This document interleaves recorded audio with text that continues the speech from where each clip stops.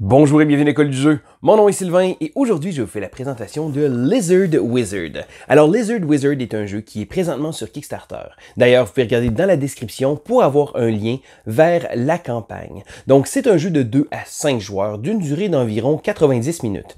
C'est un jeu qui a été designé par Glenn Drover et le jeu reprend énormément de concepts d'un jeu que la compagnie avait sorti avant du nom de Raccoon Tycoon. Alors avant de continuer, il est à dire que j'ai adoré le jeu Raccoon Tycoon. Donc quand Lizard Wizard proposait une version un petit peu plus gamer du jeu de son prédécesseur, j'ai été immédiatement très intrigué. Mais on va aller voir immédiatement les règles. L'école du jeu, en partenariat avec la boutique L'Imaginaire. Au-delà de vos attentes.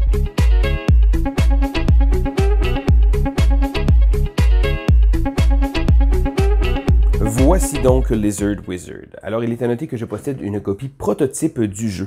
Donc, le jeu venait avec toutes les cartes. Cependant, il n'y avait pas les jetons de ressources, donc les différentes ressources qu'il y a ici, les jetons de pièces d'or et les jetons de pièces de mana. Mais c'est pas une raison qui m'a empêché quand même de jouer au jeu. J'ai utilisé des jetons autres. Mais lorsque, bien sûr, le jeu va sortir, vous allez voir tous les petits jetons de ressources. Mais comment est-ce qu'on joue à Lizard Wizard? En fait, le jeu reprend énormément de concepts qui ont été apportés par Raccoon Tycoon. Bon, c'est une comparaison que je fais souvent parce que c'est réellement pratiquement le même jeu, mais avec une petite couche par-dessus. Mais si vous n'avez pas joué à Raccoon Tycoon, je vais néanmoins vous expliquer le jeu. Donc le jeu tourne autour d'achat de ressources et de pouvoir vendre les ressources. Donc pour se faire de l'argent, qui va être le mana qu'on va utiliser ici, on va avoir différentes ressources. Et là, je vous les montre ici comme ça. Et les ressources, qu'est-ce qui va se passer? C'est que lorsque on va les vendre, elles vont baisser de prix. Et lorsqu'on va jouer certaines cartes, elles vont monter. Donc on a un peu là, on va essayer de les obtenir à bas prix, de pouvoir les vendre à plus haut prix comme ça.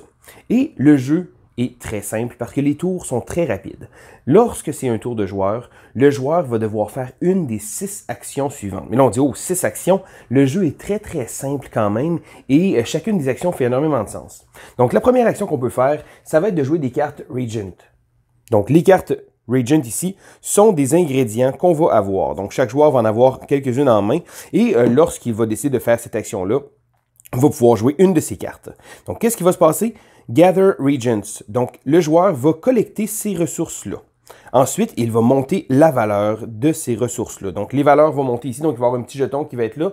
Donc, par exemple, dans le cas ici, on montrait le sulfure de 2. Donc, si le jeton était ici, il va monter de 2 cases et la valeur du sulfure va être rendue plus élevée. Donc, c'est uniquement ça qu'on va faire. On va récolter des ressources et faire monter la valeur des ressources. Donc, ça, c'est la première action qu'on va pouvoir faire. Et là, des cartes Regent, comme ça ici, il y en a énormément. Donc, ils vont tous avoir des ressources qu'on va collecter différentes et des hausses de prix. Et là, je vais déplacer un peu le plateau ici comme ça pour qu'on puisse voir tout le reste. Parce que oui, il y a encore du stock ici comme ça. Donc, ensuite, la deuxième action qu'on va pouvoir prendre. Donc, la deuxième action qu'on va pouvoir prendre, c'est que là, on va pouvoir convertir des ingrédients en mana. Donc, le mana va être la monnaie principale qui va être utilisée pendant la partie. Donc, encore une fois, c'est très simple. Qu'est-ce qu'on va faire? On va choisir un type de ressource, et seulement un, et on va pouvoir vendre autant de ressources qu'on le désire. Et là, la valeur des ressources a été fixée. Donc, préalablement, comme je vous expliquais, le marché va bouger. Donc, on va vendre autant de ressources qu'on veut d'un seul ingrédient, et ça va nous permettre de recevoir du mana. Ensuite, qu'est-ce qu'on va faire? C'est qu'on va baisser la valeur de ces ressources-là.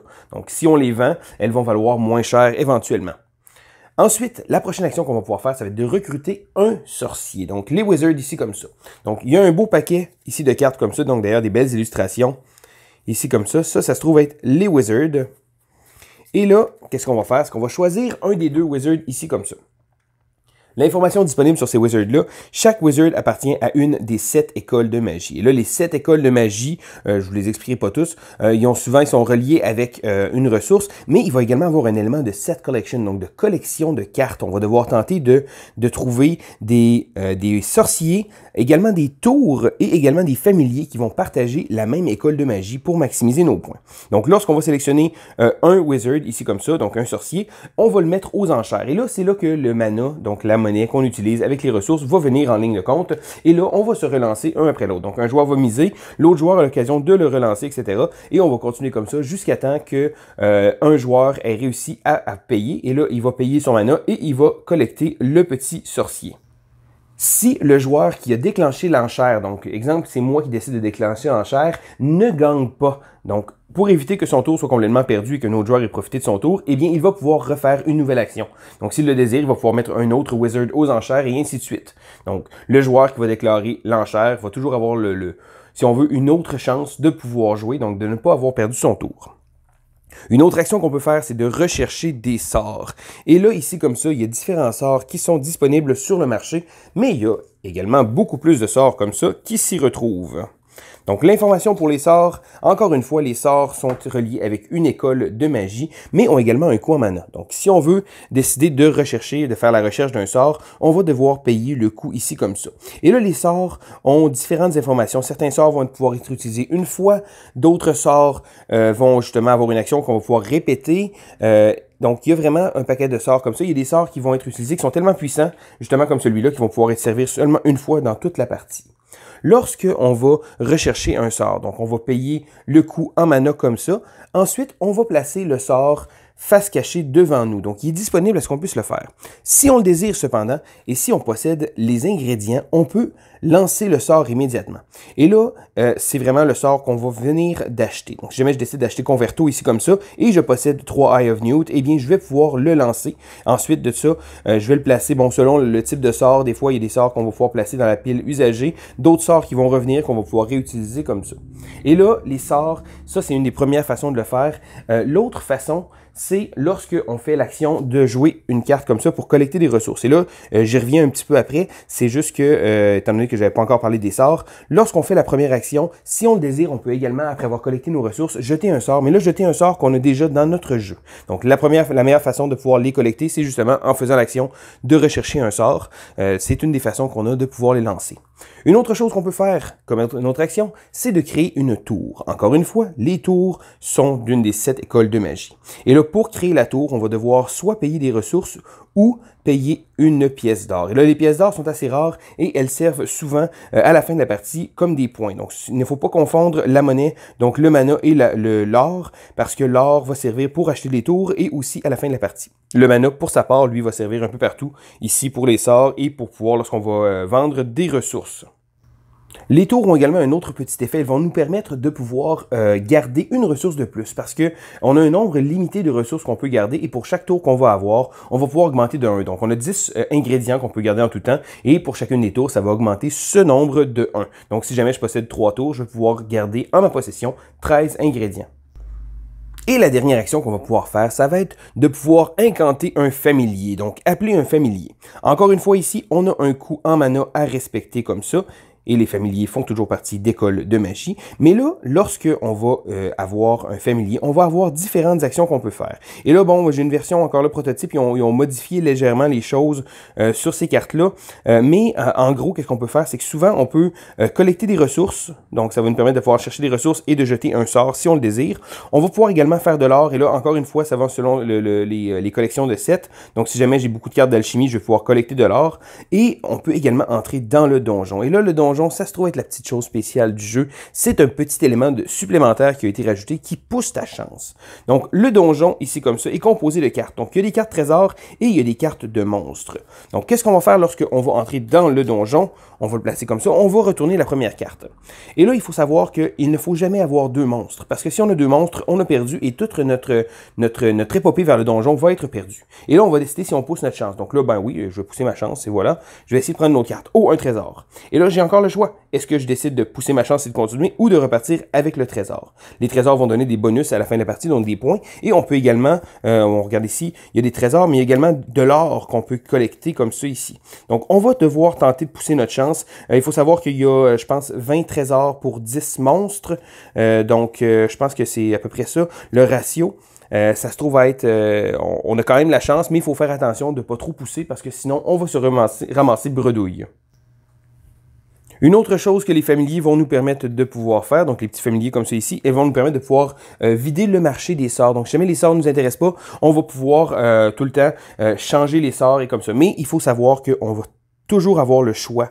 On va devoir choisir qu'est-ce qu'on va faire avec nos petits familiers. Et là, bien entendu, à la fin de la partie, encore une fois, on va pouvoir regarder les différentes écoles de magie pour marquer des points.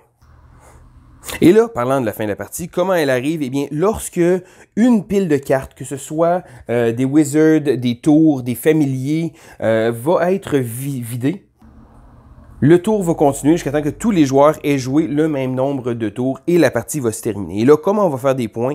Eh bien, chaque carte de sorcier avec une tour, donc si jamais ils partagent la même école de magie, vont marquer des points.